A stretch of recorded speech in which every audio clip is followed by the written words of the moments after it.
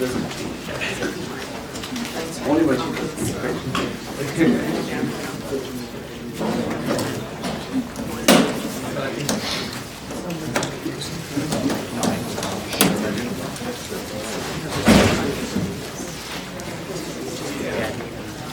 Okay, good afternoon everybody. Thanks for coming, so many of you. Today we have, as usual, two speakers. Our first speaker is Nazma Islam.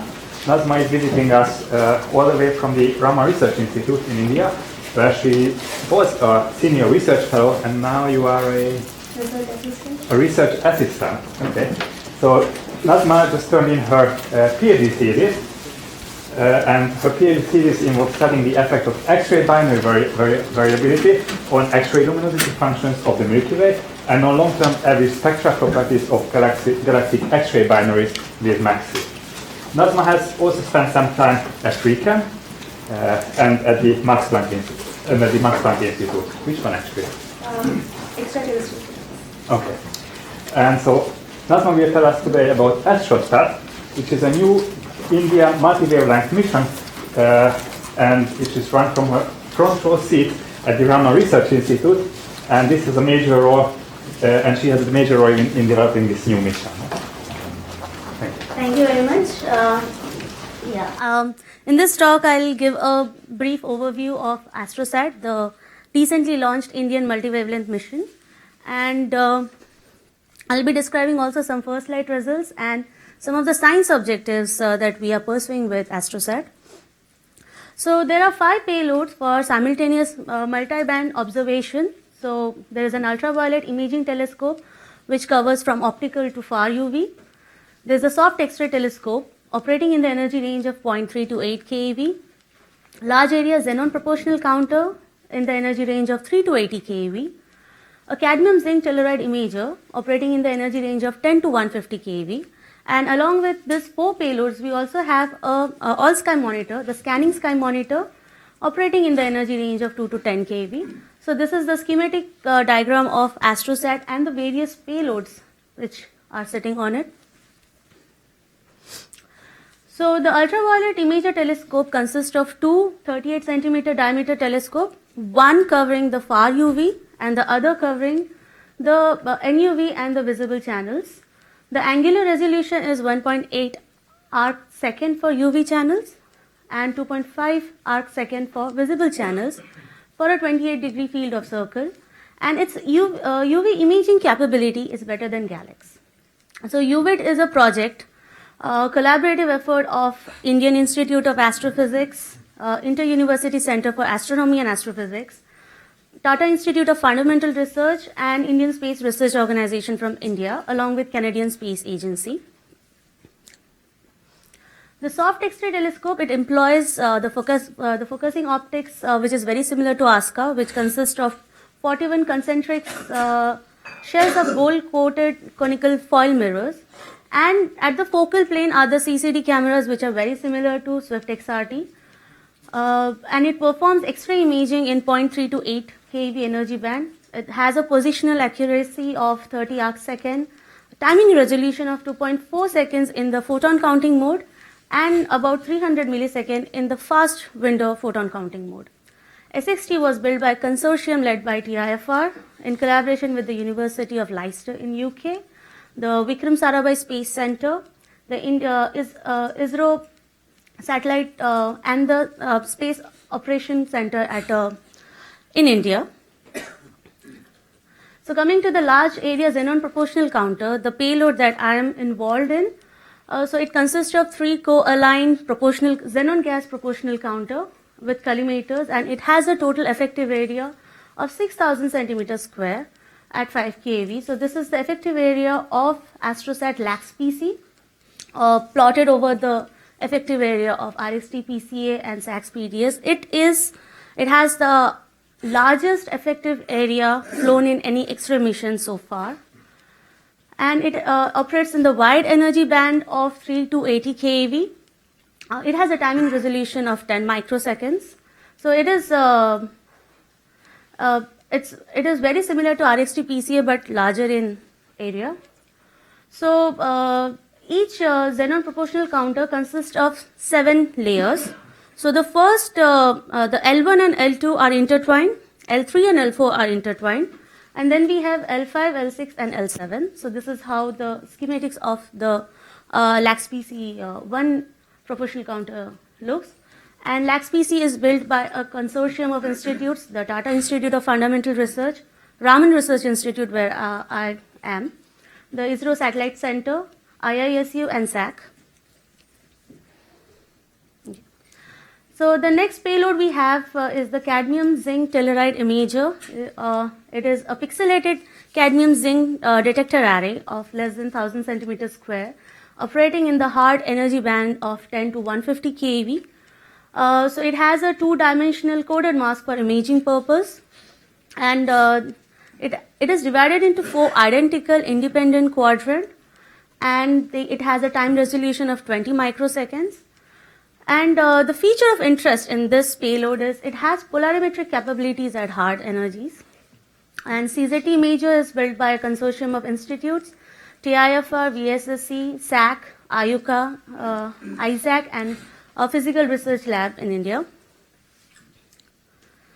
Along with the 4 payloads, we also have All Sky Monitor, the scanning sky monitor. It consists of 3 position-sensitive gas-filled proportional counters, and it has a one-dimensional mask on it.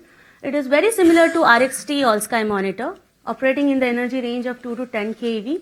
And this entire assembly is mounted on the rotating platform. So every time, so it operates in the step and stare mode of operation, where it looks at a part of sky for 10 minutes, and then the platform rotates.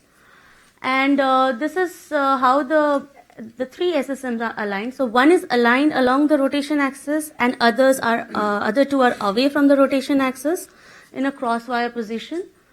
So object in this blue circle will be seen by all 3 SSM, and this is built primarily by ISAC, and it has contributions from IUCA and Raman Research Institute. So this is the summary slide of the different detectors that the different payloads on board AstroSat, the different detectors and its properties, and these are the important features. So this is first multi-wavelength mission of its kind, covering 4 order of magnitude in wavelength, with UBIT, SXT, LAX-PC and CZTI. For LAX-PC, it has the highest effective area flown for any X-ray mission. For UBIT, it has the best angular resolution in UV channels, 1.8 arc second. For LAX-PC, it has the best time resolution of 10 microseconds. And for in case of UBIT, it can detect a 21 magnitude object with a 5 sigma detection in 1800 seconds. Okay, so it was launched on 28 September 2015, and it is placed in a 650 kilometer near equatorial orbit so that it also has low background. And in the rest of the talk, I'll be presenting the first light results from AstroSat. Okay, so the first instrument to be made operational was CZTI, which is the hard X-ray payload, and it was made operational a week after it was launched on October 15th. And this is the first light, AstroSat first light image of Crab Nebula in high energy X-rays. And this is courtesy CZTI team and in their first light report. Immediately after it was made operational, it detected a GRB. So this is the GCN circular which came out. So this is the light curve of the GRB in the CZTI detector in different energy bands. What is of interest is this is the count rate profile of the Compton events, the double events which are caused by Compton scattering in the detector, and this demonstrates the feasibility of polarization measurement, especially for bright GRBs. So the next payload to be made operational was the scanning sky monitor, and Crab was put in the field of view of all the 3 SSM units, and this is the first light of crab in SSM. This is courtesy SSM team and its first light report. It also detected a beta class X-ray variability of GRS 1915. This is a galactic microquasar, and these are the characteristic hard dips, soft dips that is seen in the light curve of this source with scanning sky monitor, and this has appeared in the astronomer's telegram. LAX-PC was made operational on 19th October. So this is the crab pulse profile. So the 3 units of LAX-PC are meant to be independent. The data is acquired independently and it is stored independently, and the analysis is also done independently. So this is the crab pulse profile in 3 units of in 3 detector units showing similar behavior. This is the crab pulse profile in different channels, which corresponds to different energy band. This is in the soft X-ray band, this is in the medium X-ray band, and this is in the hard X-ray band. And the crab count is 3000 counts per second per detector. This is courtesy LAX-PC team and in the first light report. This is the crab spectra overlaid on the background in detector unit LAX-PC3. LAX-PC has since then observed a host of objects. So it has made observation of GRS 1915, this is the light curve, during its delta class of X-ray variability. It has observed Cygnus X1, the galactic black hole binary. It has made 2 observations, one in a low intensity state, which is red, and one in the high intensity state, which is blue. It has also made observation of Cygnus X3. These are the light curve in 3 detector unit. It has observed thermonuclear X-ray burst from 4U1636. So this is the burst profile in 3 units, 3 detector units of LAX-PC. It has made observation of the high mass X-ray binary Vela X1. This is the light curve of the observation, and this is the pulse profile in increasing energy band of Vela X1. It has also made observation of another high mass X-ray binary 4U0115, which I'll present later in the talk. So after that, SXT was made operational on October 26. So it was pointed towards a bright blazer, PKS 2155, and this is the first light image of the blazer, which is there in the first light report. And after 2 months of AstroSat launch, the UVIT was made operational. So this was made operational on December 1, and this is for its first light, it observed an open cluster NGC 188, and this is the image in far UV, in near UV, and in visual. So this is courtesy the UVIT team first light report. So now so this is the image. This was operated in the integration mode. So. But what is the scale? So this is this is 28 arc minute. Okay, so now I'll describe very preliminary results from a LAX-PC observation of OU0115. This is a high mass X-ray binary system, which has a spin period of 3.6 seconds and has an orbital period of 24 days. It exhibits type 2 outbursts in which the system reaches a maximum luminosity of near Eddington for a neutron star. So this is the light curve of OU0115 and the in RXT ASM, and these are the type 2 outbursts that are seen. And the interesting thing, interesting property of this source is it has exhibited multiple cyclotron lines. So there is a fundamental at 11 keV with a proposed fundamental at 15 keV, and harmonics at 22 keV, 36 keV, 47 keV, and 60 keV. So this is the only one source which has 5 cyclotron lines present in its spectra. So this is This plot is the ratio of a Beposax observed count rate spectra of 4U0115 in its previous outburst, and this is normalized to the Crab count rate, and this is a model independent spectra. And what you see here is the presence of 4 cyclotron lines in the Beposax spectra, and this is from a paper by Santangel et al. So now coming to the 2015 outburst, which was 10 days after LaxPC was made operational. So this is the light curve of 4U0115 in SwiftBAD and MAXI, and the LaxPC observation was made here, right at the peak of the outburst. So this is the light curve of 4U0115. So the total exposure was 25 kilosecond with an effective exposure of 16 kiloseconds. And the light curve shown here, they are bent with its spin period, so that it's averaged out over its spin period behavior. And for the rest of the talk, I will be presenting the analysis carried out only with LXP3. This is the energy resolved pulse profile of 4U0115 in increasing order of energy. It goes from 3.1 up to 50 keV. There is further progress of creating the pulse profile beyond 50 keV, but this is very preliminary results. And what we see here is an evolution of the pulse profile going from soft energy band to hard energy band.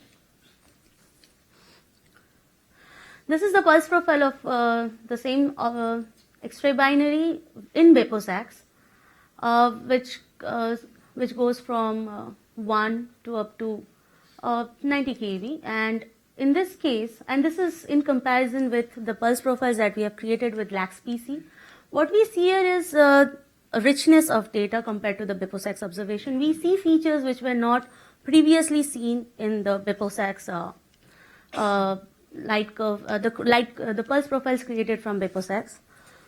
So this is the USP of LaxPC. Now the response metric of LaxPC is still under development. So, what we have done is we have averaged out, so we have taken a ratio of the spectra in one of its pulse phase, and we have taken a ratio to its average spectra, and this is how the profile looks. And this is the ratio plot of the 4U0115 spectra in different pulse phases taken to its average spectra. So it goes from, so it covers 10 pulse phases, and this is still, so we are still analyzing this observation. So the other science objectives that we are interested in studying is investigating the accretion stream characteristics of GX301-2 with SXT and LaxPC. So the orbital intensity profile, so this is a massive high mass X-ray binary with a strong circumstellar matter surrounding the system. And what we see here is, this is the orbital intensity profile. We see a strong pre-periastron X-ray flare, a medium intensity apastron peak, and a low intensity dim phase. This is a schematic diagram of the orbit of the binary. This is the line of sight. This is an eccentric binary. So this is the line of sight, and here is where the flare peak occurs before the periastron passage. So in a previous study carried out by us, we studied the orbital resolved spectroscopy study of this source with MAXI. And what we found is that for very low value of Coulomb density at the dim phase, we find very high value of equivalent width of iron line. And this does indicate that there is an accretion stream present in the system, which is more visible around the dim phase. So what we have, so we proposed a 40 kilosecond joint observation with SXT and LaxPC in the dim phase to further investigate the characteristics of the accretion stream, and this proposal is now accepted. So this is the simulated 10 kilosecond spectra with SXT and LaxPC. The other science objective that we are interested in, which we have proposed and got accepted, was searching for the nature of the compact object in the high mass X-ray binary 4U1700. So this compact object is unknown because this X-ray binary has not shown any pulsation or a cyclotron line in the spectra, which both of them indicative of the compact object having a surface.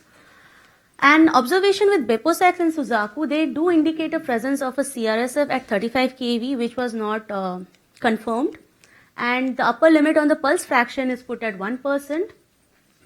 We have, in our previous work, we have put an upper limit on the system of 0.005 from mid-eclipse timing measurement. We had proposed a salt observation to carry out revised radial velocity measurement of the optical companion to study its orbit, and this has been accepted in this cycle. With AstroSat, we proposed a 40 kilosecond lax PC observation to search for pulsation and CRSF. So this is the simulated spectra of Soyuz 1700 in for 40 kilosecond. So if there is a CRSF present at 35 keV, we can detect it with very high significance, and we can further constrain the pulse fraction to less than 1%, which was not possible with Suzaku, but will be possible with lax PC. So okay, in summary, the mission AstroSat, it consists of 1 UV optical payload and 4 X-ray payloads, and it's launched on 28 September, and all the instruments have been switched on and the performance are normal, and detailed calibration is underway. We have finished the calibration phase and we have started the science operations from April 2016, and several interesting observations have already been carried out in the PV phase. Another point of interest is so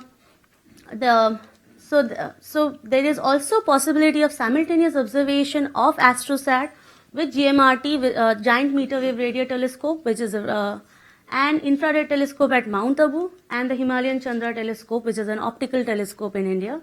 So this would be a true study of the multi-wavelength feature of any object of interest. So watch out this space. Thank you, and I leave this slide.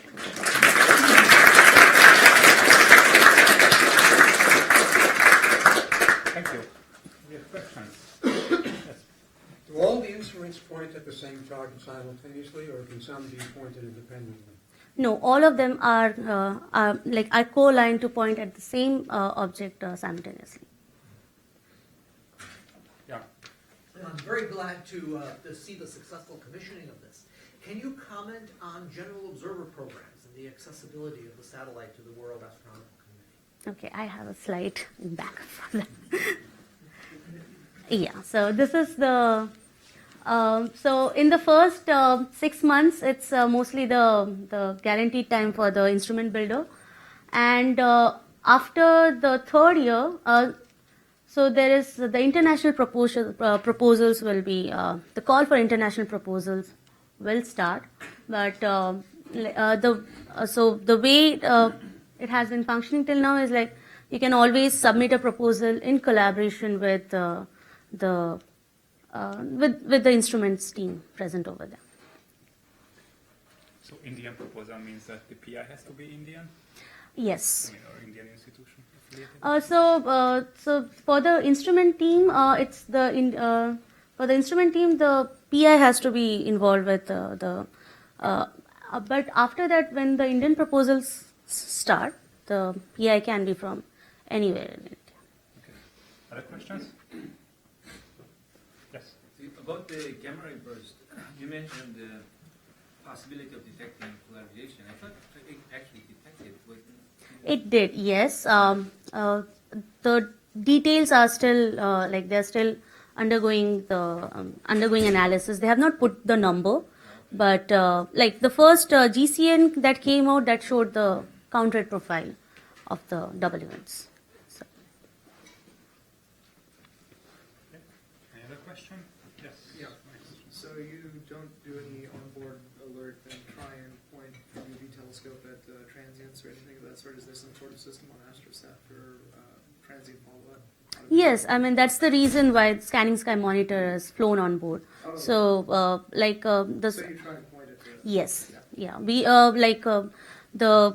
the current science objective is to point at as many transients that you see with SSM. How much fraction of the time do you plan to spend with making the all-sky survey?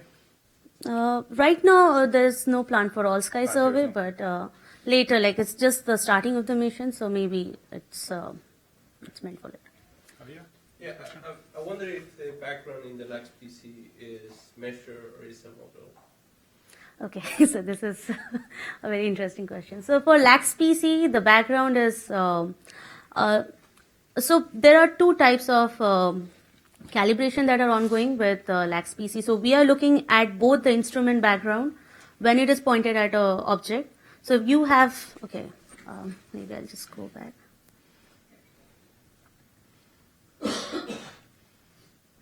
Yeah. So in between observing source, we do have this patches where the detector drifts out of the observation, and these are the background associated with that pointing. But there is also, in the calibration phase, there have been a lot of blank sky observations, and the background model is, last I heard, is being created out of them, and that will have the entire RN deck coverage, but that is still underway. So whatever results I have presented here, it's using these backgrounds. Okay. There are no more questions. Let's thank Nazma once again.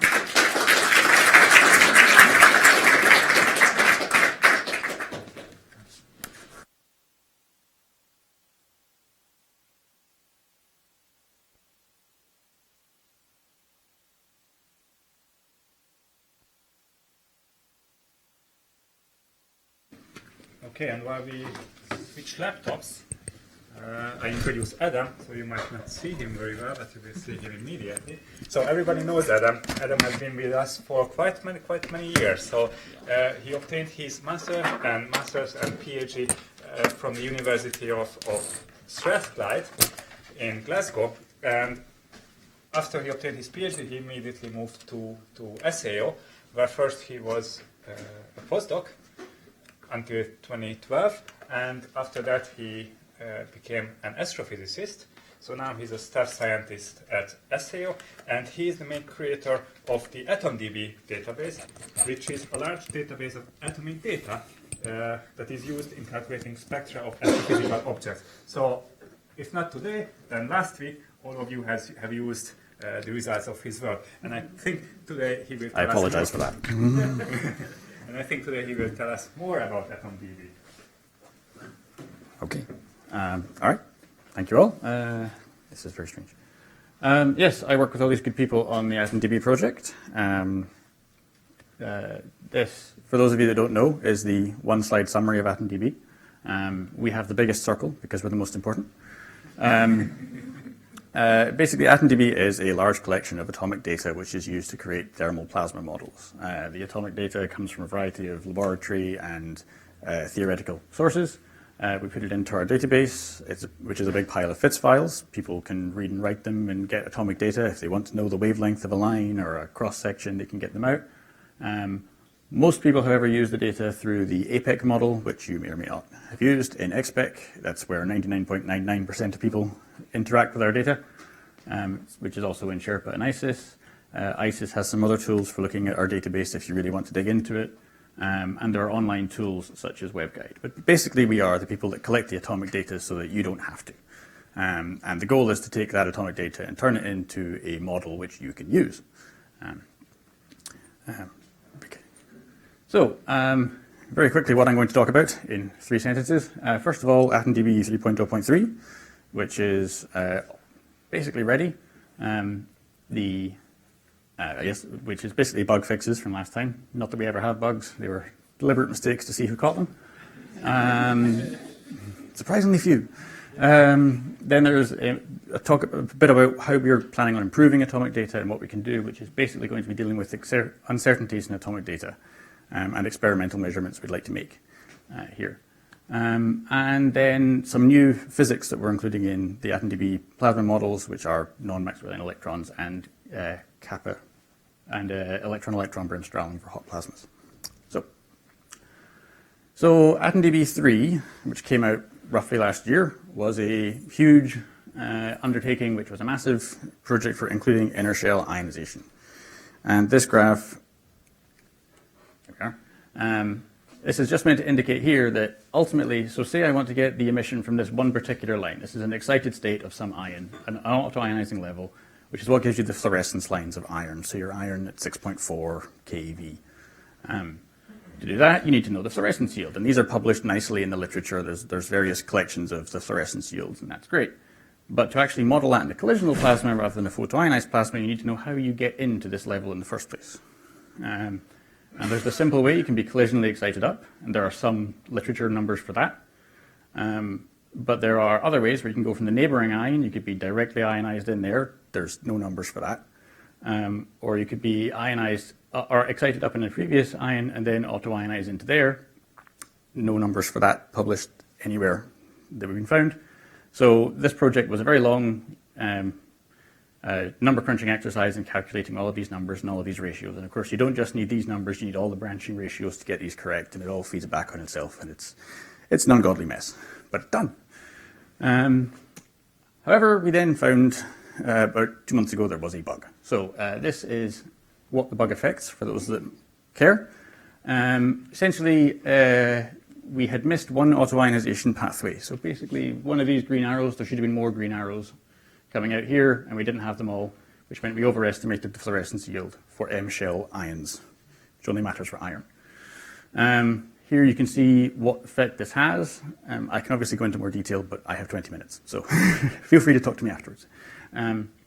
This shows the ratio from the new version to the old version, and where it's 1, that means nothing's changed, and that's iron sort of 15, 16 onwards. And for the M-shell ions, you can see there's a significant reduction in the fluorescence because that's the effect of missing out that one pathway. So that's quite a big difference if you're dealing with an ionizing plasma with a young timescale. If you're having a supernova remnant or anything, then you may care, but as soon as you get past 10 to the 10 as your tau, all the differences have washed out. So this, you can decide if you care. And this is just showing the same thing folded through a Hitomi response here. So this is the SXS, and you can see the difference between the old and the new in the K-alpha and the K-beta complex. There were also some minor wavelength corrections, which is why we have this fun wiggle effect here. So Hitomi obviously launched a while ago. So I was all ready to release this, saying I fixed the bugs. Here we go, and then emails came. So on March 20th, we got an email saying, "You sure this Q line's right?" Because you can't seem to model our plasma without this feature. So this is showing the raw emissivity topology as the colors look pretty much identical here, but that's meant to be green and blue. And it was one of those great emails where somebody says, "This isn't right." And I say, "I know, but we have the answer already in the bug fix." So done. And this is showing these are the lithium-like lines, the Q and the R line, which are 2p to 1s transitions within lithium-like iron, which you would never really notice in a Chandra spectrum, for example, because you don't really have the resolution. Or no one had commented on it anyway. But when you put it in here, you can see that this entire line here, and this is the ratio from one to the other, and you see that's a factor of, 50? So you notice that difference. And the R line here is a factor of like 5 or so. And when you fold that through a Hitomi response, this is now on a log scale, which is why it looks so different. You can see a huge effect here in the iron K complex. So that was noticed. I had to fix that within 24 hours. It's amazing how motivating this is. Of course, since then, things have obviously happened. So that is what is new in AtomDB3. It's available now. In that it's on my desktop. I have to talk to some people in the Sherpa and Expect teams because the file formats have changed. And I don't want to release it and break everyone's computer because I'm told that's bad. But assuming that's all fixed this week because it's very minor, you should be able to get this week and analyze to your heart's content. And that's our website. Okay, moving on to part 2. What are we doing to try and improve atomic data? This is the longer term of our project, which is to do with errors and uncertainties in atomic data. I've shown this figure before, so you may or may not have seen it. This is from a paper in 2012, where this group was looking at the solar DEM measurements, and they were trying to say what are the reasonable errors on atomic data, because we currently assume the error is 0. which is not true. So they said, well, let's apply the state-of-the-art technique, which is go and ask an atomic physicist. So they asked a bunch, they took a quick poll, and people said, well, the error should be like 20% or 30%, depending on the process. And they did the really simple thing, add that in quadrature, and you find that you know nothing to better than 50%. Which kind of means we could all go home, because why would we bother? So they did what any good scientist does, and they went back and asked again and said, you got a smaller number for me? And they got a second number, and yes, they managed to do some science with this, but they did say, this is not the correct way to do this. There must be a better way. This is not to comment on anybody involved in this. This is actually what the state of the art is and what I would have done in the same situation. So this is not a criticism of anyone involved. It's a comment on where we are. So to give an example of what that would actually mean in practice, here is the helium-like oxygen line ratios. The forbidden intercombination and resonance lines here give you the line ratios which are temperature or density sensitive. And all I've done here is I've sat there and said I read in the data from my database and I add in a uniform error between 10 and 20 or 30% depending on the color. And what does my line ratio do? This is a pretty simple math process. You can do this. And you can say, look, I don't know my temperature to within a factor of 3 with 20% errors on everything. And again, we know nothing. We can all go home. That's basically what that previous slide was showing, but just as a line ratio. Of course, the reality is we do know things better than that. So this is sort of the level 2, or level 1 as I've called it, baseline method for estimating uncertainties, which is one we've sort of implemented already for special cases. And this is to say, well, we know some atomic processes better than others. We know that collision strengths tend towards a high temperature limit. We know that the beta limit is where they go, so that's basically a fixed point. And the error there is almost 0. And we know that at lower temperatures, for resonance transitions, the uncertainty is low, but for forbidden transitions and things which rely on a lot of resonances, you get an awful lot of uncertainty. And this is just 2 published calculations from different authors showing the different ratios. And you can see here there's like a 25-30% error there between those 2. And it tends to 0 at high temperature. And when you fold that into the line ratios from before, you can see you no longer have the ungodly massive uncertainties, but you have a trending towards 0 uncertainty here. It's broad at low temperatures, and it gets lower and lower and lower. And we actually used this to find an error in one of our atomic databases, because we said this line lies outside the curve, what's wrong?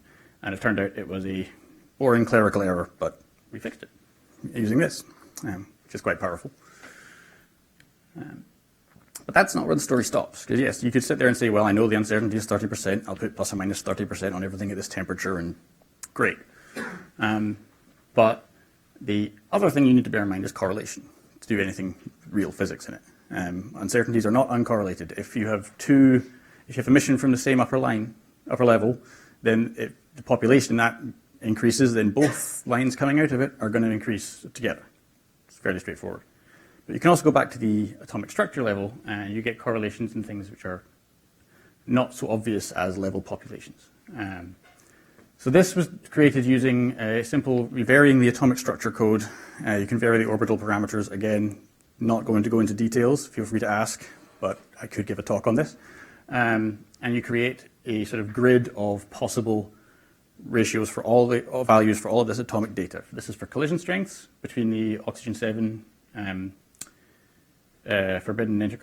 resonance and intercombination lines, and this is for the A values in an iron 17 calculation. And these are an example of correlated errors, and you can see here, one goes up, the other goes up. So if someone told you that the uncertainty in these values was plus or minus 0.1, you'd be overestimating the uncertainty in the ratio dramatically, because the ratio doesn't vary by that much. Whereas for an anti-correlated error, sorry, not uncorrelated, an anti-correlated error is heading in this direction, and you can see that this is for the 3C to 3D ratio in iron 17, which people care about. You can see this is incredibly sensitive to small changes in the atomic structure, which is kind of what we were finding, because there's a lot of calculations of this and a lot of disagreement. And well, this makes sense. This is not a stable ratio. With small changes in the atomic data, you get quite a change in the ratio. And these are just some published values for that. So the goal for this project is to try and build on this and carry through. This is work being done by Stuart Locke and Conor Balance at Auburn and Queen's University, Belfast with me. So we're working through on this and trying to create this. As ever, progress is slow because funding is slow. So send money and you'll get uncertainties. Okay, so the other project that we're doing here at SAO, to change gears, is experiments. We have over at CDP a shiny EBIT machine, which is extra shiny as it's finished being cleaned. It was installed several years ago, and it was operating, sort of did its commissioning, did some early tests, and then unfortunately had a leak inside it, so it got covered in grease. But that's now all cleaned out and ready to go. It's under vacuum again and being pumped down, and is almost, it should be by summer taking actual science data as the goal. So this is sort of the Swiss Army knife of atomic data calculation or measurement.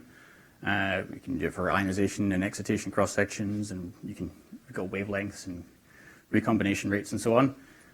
This is a major facility which people with any interest should take advantage of. It's there. You know, if you have a good idea, talk to Eric Silver is the man, or Randall Smith.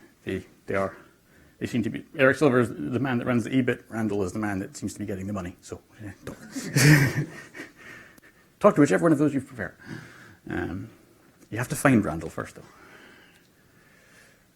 So what are we going to do with the EBIT? This is a project we've put in a proposal for. Who knows?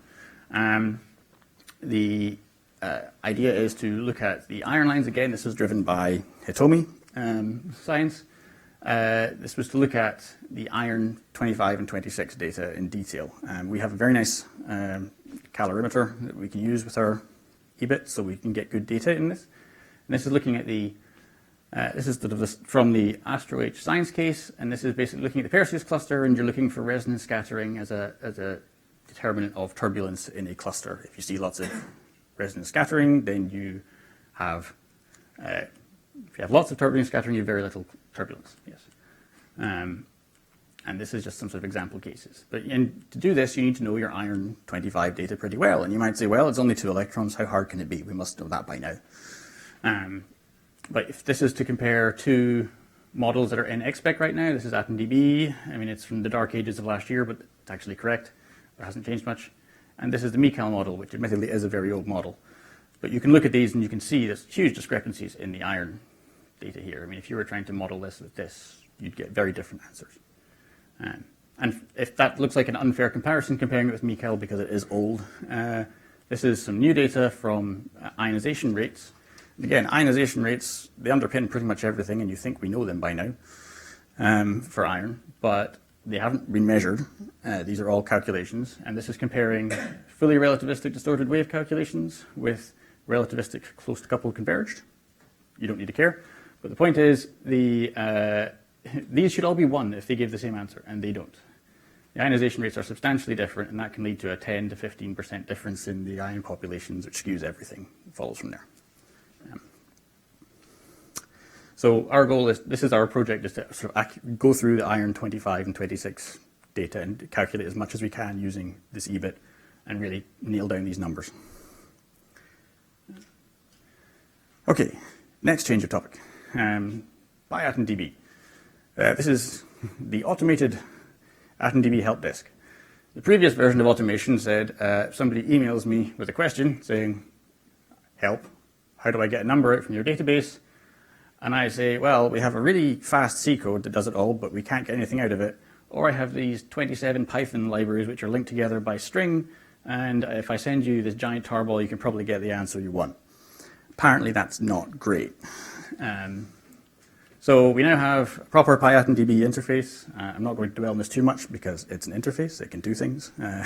If you're interested in accessing AtomDB, it's all properly Python. You can go and install it from your desktop. There's actual documentation, which is actually legible. And we've got GitHub for open source stuff. And just as an example, this is just plotting a ionization or an excitation rate coefficient. It's basically 3 lines of code. Read in your various libraries, get the collision data, set up a temperature grid, get the numbers. Boom, done. You don't need to open the files and pour through them and translate from our strange formulas into actual numbers you can use. So I won't say any more about that, but it's there. And now on to non-Maxwellian plasmas and other things. So this, I need to change this heading. This is just hot electron distribution. So what if you have a 100 keV plasma or a 200 keV? This was an email that we received a while ago. And we thought about it and said, well, in some ways that makes things really easy because everything's fully stripped. There's no lines. Yeah, and, you can just pretend you've got a nice Bremsstrahlung continuum and you're done. But we did need to change things a little bit to take into account proper relativistic electron-ion Bremsstrahlung, which we got from the Nozawa paper, and another Nozawa paper for electron-electron Bremsstrahlung, which hadn't been included before. Because at normal plasma temperatures, it's irrelevant. It's very small percentage. So this just shows the contribution that we have now, including this. You can see here that this is the full spectrum, including the electron-electron Bremsstrahlung, and the solid line is the EE Brems contribution, and this is the ratios down here. And here you're looking at 5 to 10% of your emission coming from EE Brems if you're at 100 keV. If you're at lower temperatures, 1 to 10 keV, it's a 1% effect, or maybe 5%. So you may or may not care. I mean, you may start to care about 10 keV, but it's not driving your uncertainties. But that's now included in AtomDB, which is why I need to speak to people to make sure it doesn't break XPIC or Sherpa. Then we have our last ongoing project, which is the Kappa distributed electrons. These have been a pet favorite of many people for modeling sort of shocked electrons or electrons accelerated by a magnetic field.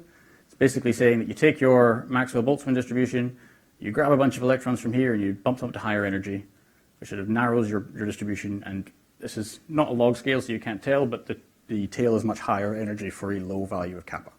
And a kappa of infinity corresponds to a Maxwell-Boltzmann distribution. But the real question was, okay, it's one thing to say you can get like a continuum emission, but what does the spectrum actually look like from it? What is the spectrum of a kappa distribution? How does it differ? There are several ways to do this. One is to go from first principles and to sit there and say, well, I've got all these processes which are a function of energy. I will take those raw grids of cross-section versus energy and I will integrate them with a kappa distribution instead of a Maxwell-Boltzmann. And that would be brilliant, and that would be fantastic, and that would be correct, except nobody has that atomic data. So it kind of stymies you. So one group, the Chianti group, has introduced this Kappa package. I'm afraid I cannot pronounce that name. But if someone could tell me, I would like to know, because I would like to be able to speak to this man. They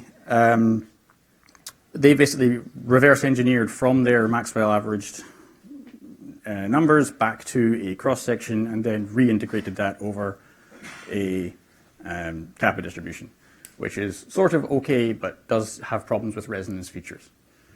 The decomposition method, which was done by Han and Savin last year, it basically says, well, rather than doing all that, we have Maxwellian data, let's just pretend that you can sum up Maxwellians and get a Kappa distribution.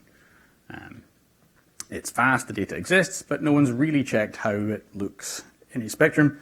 And it does have a limited range of temperature where it's accessible. If you tell me that to model your Kappa distribution, you need to include a component with a temperature of 10 to the 15 Kelvin, I don't have a spectrum of 10 to the 15 Kelvin, so I can't, this doesn't help me.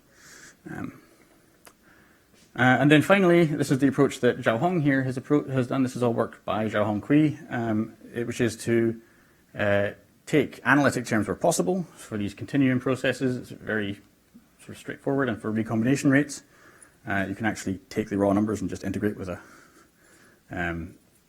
Kappa distribution of electrons, and use the decomposition method where that's harder given the data we have, which is ionization rates and excitation. And this is just to emphasize this part about the decomposition. This is the graph of where this decomposition method works and where it doesn't, given our database. If you have a low kappa, the colored bits are bad, basically, because you're asking for data outside of our temperature range. So you can see that the data is basically good between 10 to the 5 and 10 to the 7 Kelvin. Anything else, and it's kind of, you're asking for numbers we don't have. So this, I'm not going to show a spectrum because we're still working on that, because bugs. But the ionization balance stuff we've sort of done to a reasonable level. And you can see here, this is comparing, the solid lines are the analytical solution from Zhao Hong, and the decomposition lines are the dashed ones from Han and Savin. And you should ignore everything below 10 to the 5, because, as we explained, the data there is rubbish. And you can see that we basically get pretty good agreement with them and their method. There's some discrepancy here in the oxygen plus 7 concentration, but that's, generally it's quite good. This is for a kappa of 2, which is very extreme, and you're probably unlikely to actually observe that. This is for a kappa of 10, which is more likely to be found, as I understand it. And you can see here, when you get to kappa 10, actually, the agreement seems to get a little worse in places. We're still investigating why. And then you can compare this with the Chianti method, the Chianti Kappa package, and you can see with their data, these numbers are incredibly different. These are all, there's a lot going on here. So this is an ongoing project and something we are going to talk to the Chianti group about to understand what's going on there, whether it's us or them or both of us. But the point I want to make here is that this is coming. You will soon be able to draw. This is not coming in this version of AtomDB because I want to release it. But the Kappa project is ongoing. It's got some good work going on it, and it will be available probably sometime this summer or later this summer. Okay, so a quick summary slide. AtomDB3 is ready. It is a bug fix, not that we had bugs. Kappa distributed electrons are coming. Like I say, there's some checking to be done there. And the main thing that we need to focus on, I think, as a team, as a sort of subject, is uncertainties in these atomic data. That is a huge area which is being kind of ignored. And there is the SEO EBIT, please use it, or figure out what you want to use it for, because it's there. And I leave you with a strangely blue plug for Arcus, which is, if you're wondering what to do with high-resolution spectroscopy and all this data we're generating, this is the mission that Randall has proposed. I'm not going to talk about it, because that's not my talk, but I leave it there for you to stare at. All right. Thank you.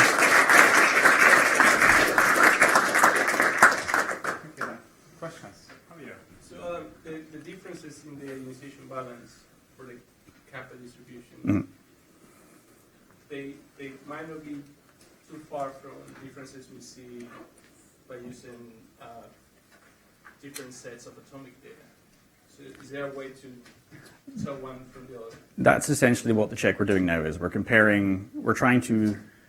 We would like to go to the Chianti database and manage to shove in our atomic data and see whether when we do that, we get back to the same place. So that's the next step, which is complicated and hence hasn't happened yet. But it's yeah. Which kind of writers do you expect, or contribution do you expect from us as a community to improve AtomDB? The kind of manpower, yes. I need minions and money. No, bug power, bug reports, things that look odd.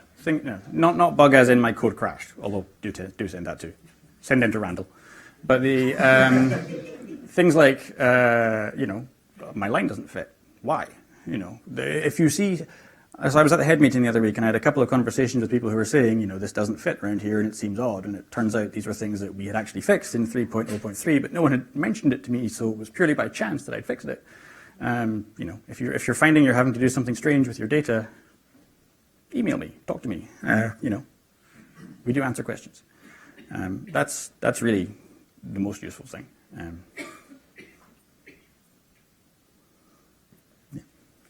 So I have one question. So you showed the simulated heat-only data. Yes. Do you know how does it look in real life? I saw a flash on a screen at the head meeting. That is my entire knowledge of Hitomi data. So it looks great. But yeah. Okay. Any other question? Okay. If not, then let's thank both of our speakers. All right. Yes, have that back.